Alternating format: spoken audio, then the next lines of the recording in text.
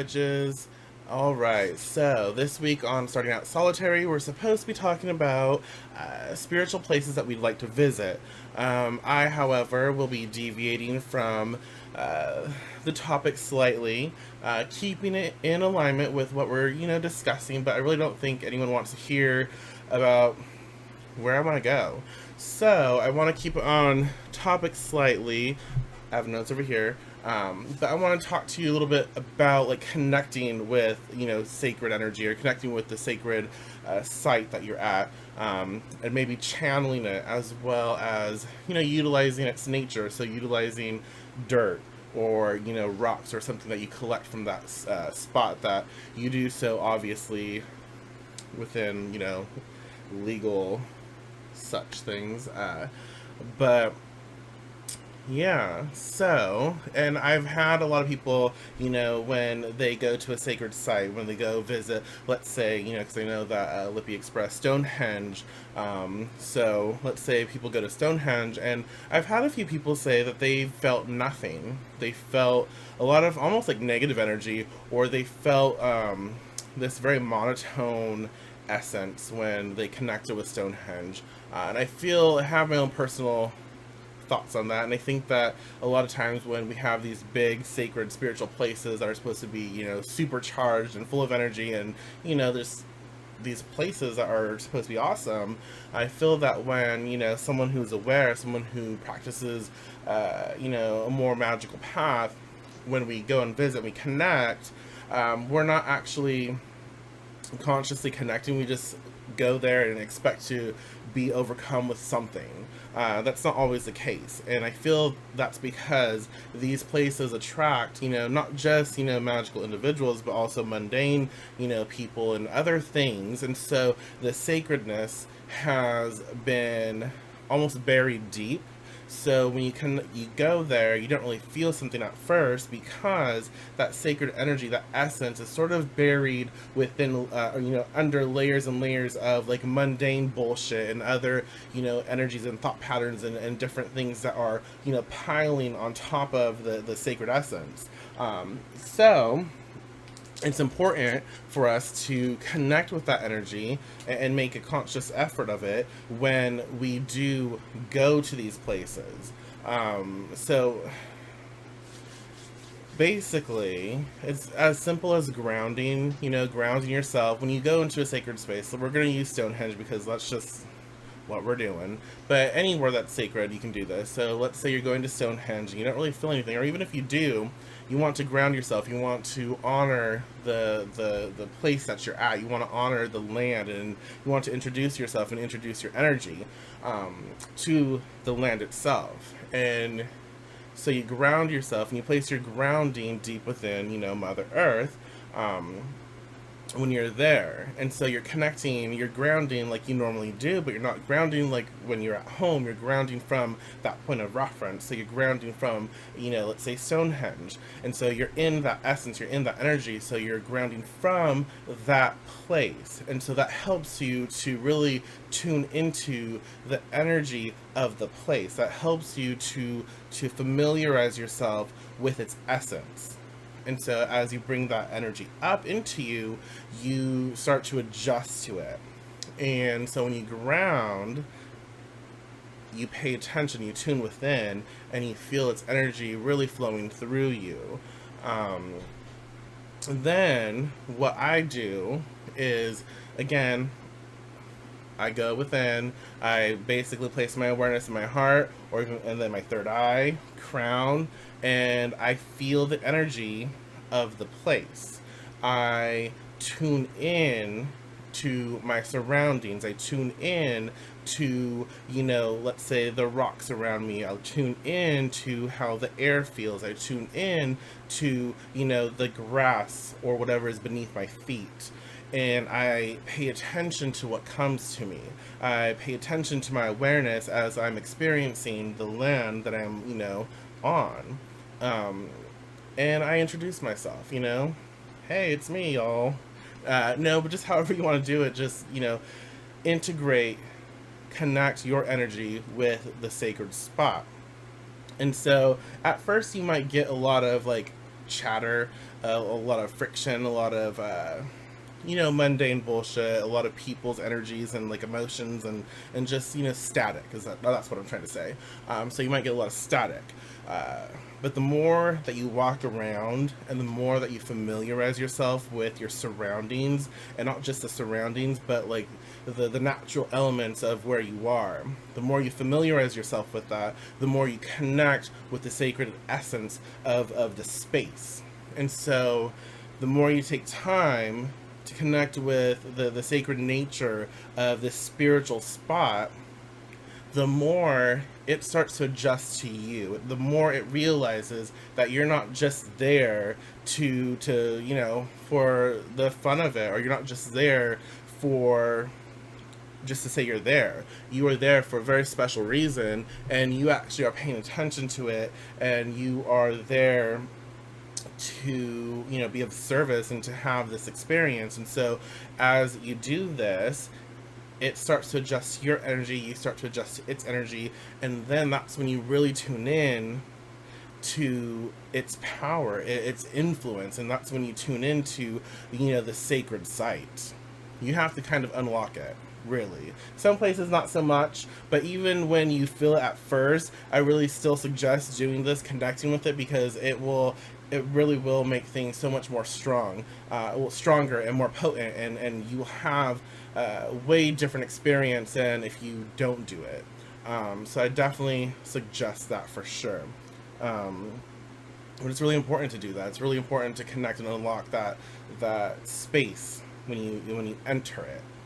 Okay, channeling it is very similar.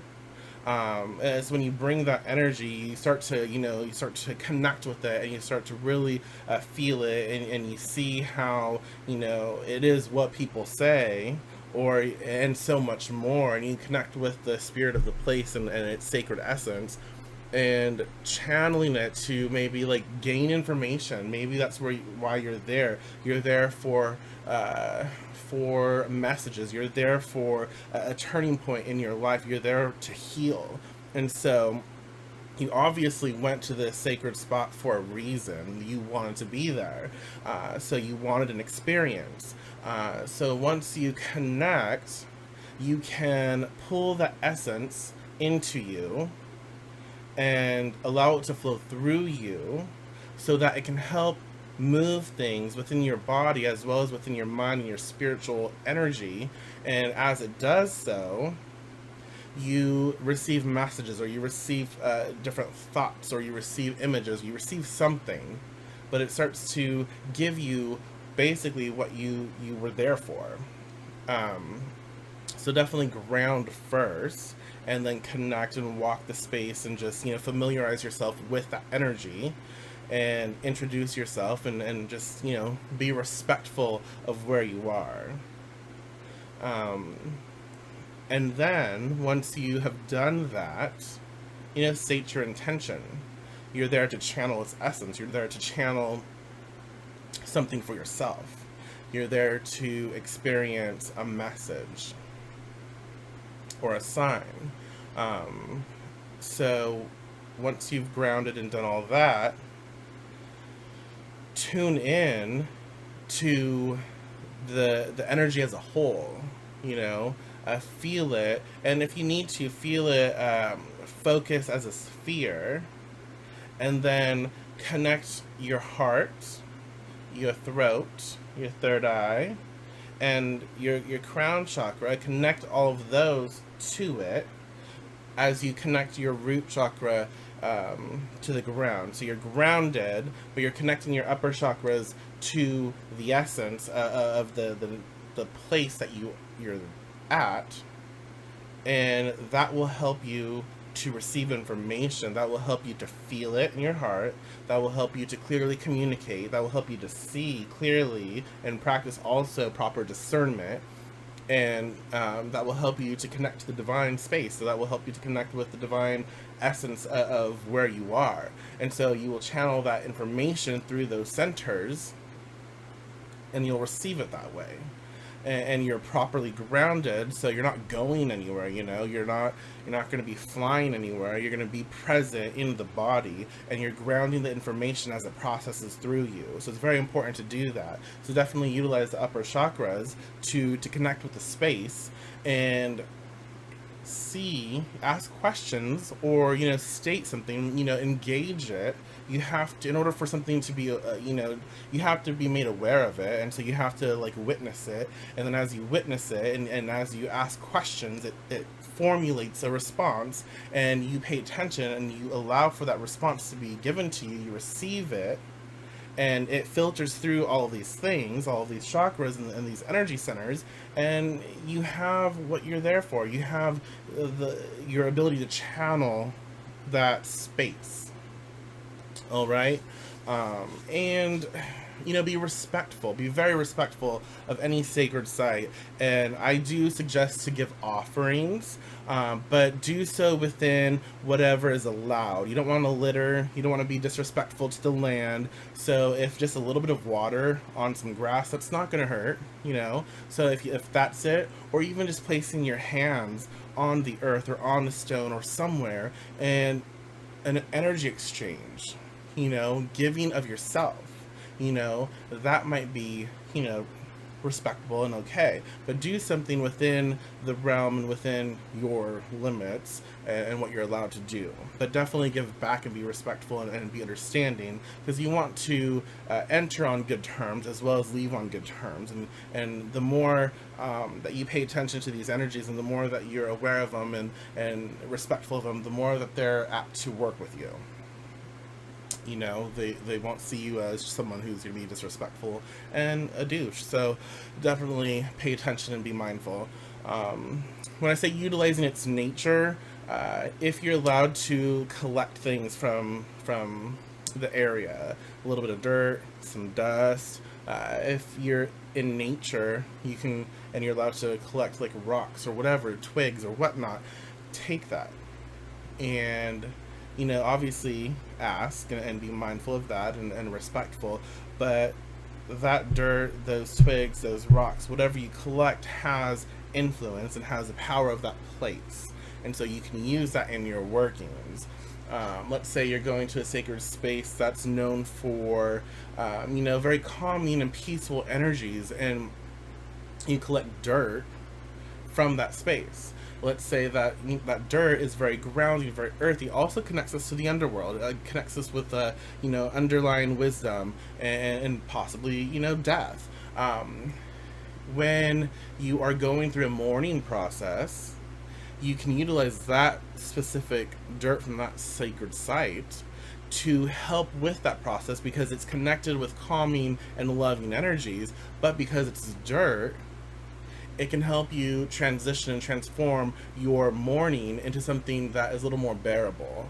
You know, it will calm your nerves, and it will help you understand, maybe from a different perspective and from a higher perspective, and that sacred essence from that site will help you to transition, you know?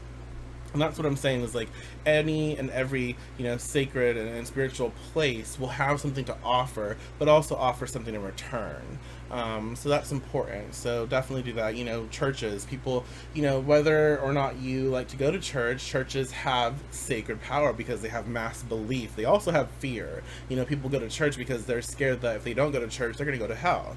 You know, people go to church because they love that environment. They feel what we feel as witches when we connect with, you know, the elements and such. They feel that when they enter church. So it's very sacred and very powerful, especially with all the people who go there who have their different beliefs, but they go there to worship. They go there to feel better about themselves because they're going to church, you know? So there's a collected energy that is a part of the church, as well as an outside energy, outside influence that is from their deities, from angels, from that spiritual, you know, realm that, you know, it co-creates. So the church is very powerful, and so you can collect dust or whatnot from there, and each church will have a different feel. And so definitely look into the history of the church, look into the area, and look into all of that, so you can customize what you collect and how it would be, more beneficial, or how to be beneficial to you in your practice. Definitely do that. That's very important as well. You can also create, honestly, you can create a sacred place. And this is actually really perfect for covens who work in a certain area. The more that you raise energy, the more that you connect with the elements and the spirit of the land in a certain spot, the more that you heighten its essence, the more that you make it something other. So the more that you do there, and especially when you have conscious thought, when you are aware that this is what you're also doing, you're creating a sacred center, a sacred place as you practice, as you raise energy. When you keep that in mind as you do all of these things, you wake it up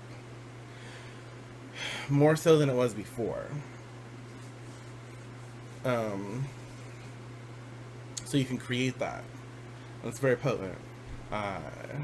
And you can do so in so many different ways, but it's collected energy after a very long period of time. So it's not going to be something that's going to happen overnight. This is something that's going to take a lot of work and continued work. It's something that you can't just give up. So if you want to create a sacred space, it can happen. It's just taking time, especially like a sacred site like we're talking about now. It just takes effort, it takes time, it takes collected energy, mass belief, and yeah, once you have that, you can create that.